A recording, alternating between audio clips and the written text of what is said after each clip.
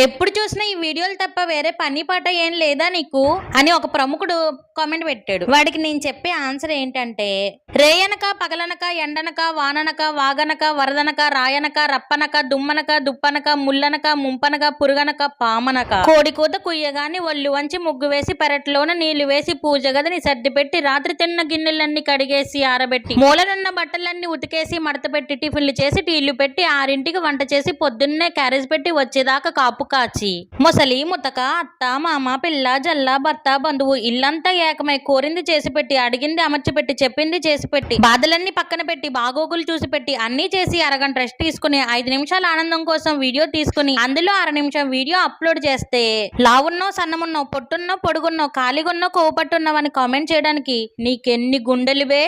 అమ్మైసా dialogue ఎలా ఉందో comment చేయండి. సరే గాని సబ్స్క్రైబ్ చేసుకోవడం మర్చిపోకండి. ఉంటాను.